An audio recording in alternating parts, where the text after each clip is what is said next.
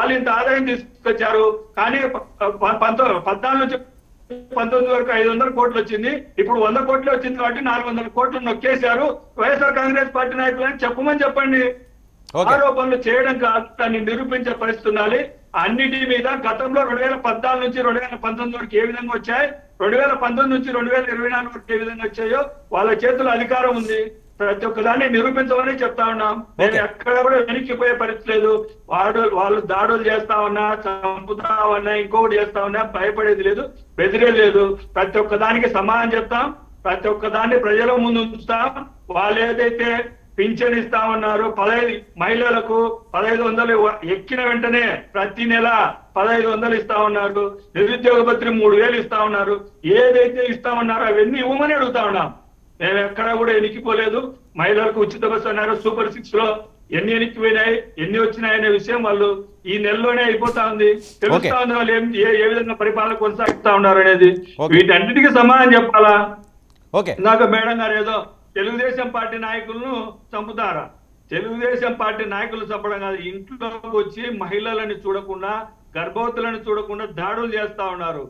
ఈ విధమైన పరిపాలన కానీ మీరు అదే కొనసాగించాలంటే కొనసాగించండి. మేము ప్రతి ఒక్కరిని ఎదుర్కొంటాం, ఖచ్చితంగా న్యాయపరంగా ఎదుర్కొంటాం. అన్ని రకాలుగా వైఎస్ఆర్ కాంగ్రెస్ పార్టీ నాయకులు ఎదుర్కొంటారు. ఏం చేయాలంటే అది చేసుకోండి, మేమేం చేయాలో అది చేస్తామండి. అరుణ గారు, 33,000 మహిళలు మిస్సింగ్. ఉప ముఖ్యమంత్రి గారు అప్పట్లో చేసిన కామెంట్, వాళ్ళంటే తీసుకొస్తారా? అది ఆయన ప్రశ్న. సార్ సింగిల్ వర్డ్ లో చెప్తాను, ఏమి అనుకోవద్దు. ఎవరైనా సరే కన్సీవ్ అవ్వగానే ఉదయం తెలిసి సాయంత్రం కల్లా లొడ్డులంటే అబ్బాయి పుట్టేసి మా చేతిలో పెట్టేయాలంటే అది నడవదు సార్. దానికి ఒక నిర్ధారిత టైం ఉంటుంది, 9 నెలలని 10 నెలలని. అట్లాగే అధికారం వచ్చి 10 రోజులు కూడా కాలేదు, 5 ఏళ్లుగా మీరు ఏం చేశారంటే మీ దగ్గర ఆన్సర్ లేదు. చివరికి ప్రజలు గుర్తించి మీకు ఏ సిచ్యువేషన్ ఇచ్చారో మీకు తెలిసిన విషయమే. 10 రోజులు కూడా కాలేదు మా చేతికి అధికారం వచ్చి. అప్పటికి మేము మీలాగా పెన్షన్ పెంచడానికి 4 ఏళ్ళు టైం తీసుకోలేదు, 4 రోజులని పెంచేసాము. డిఎస్సీ క్యాలెండర్ ఇవ్వడానికి 5 ఏళ్ళు వృధా చేయలేదు, 4 రోజులని డిఎస్సీ క్యాలెండర్ ఇస్తున్నాము ఆల్రెడీ. నోటిఫికేషన్ ఇలా మేము ఇచ్చిన హామీలు ప్రతిదీ కూడా స్టిక్ అయ్యి మేము త్వరితగతిన ఏమైతే హామీలు ఇచ్చామో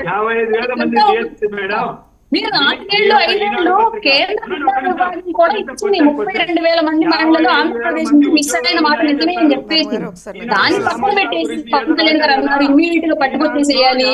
ఏం మాటలు సార్ ఇవన్నీ? మేము అప్పటి నుంచి ఎన్ని ఆరోపణలు చేసినా ఒక్క నిమిషం ఏంటో చెప్తున్నారు అరుణ గారు ఆయన ప్రశ్న. ఎందుకంటే ఇంతకు ముందు మీరు ఆ పొజిషన్ లో ఉన్నారు, ఇప్పుడు ఆ పొజిషన్ లో ఉన్నారు. మీరు అందరికీ సమాధానం చెప్పాలి. ఇప్పుడు మాట్లాడనివ్వట్లేదు హనుమంత్ రెడ్డి గారు. ఏంటి మాట్లాడనివ్వలేదట అటు అరుణ గారినైనా నన్నైనా. ఇప్పుడు మమ్మల్ని మాట్లాడివ్వకండి. ఇంకా మీరు అదే అనుకుంటున్నారో, వాళ్ళే అధికారంలో ఉన్నారని అనుకుంటున్నారో. మాట్లాడేకపోతే మీకు అధికారం వస్తుందా? చెప్పండి పని.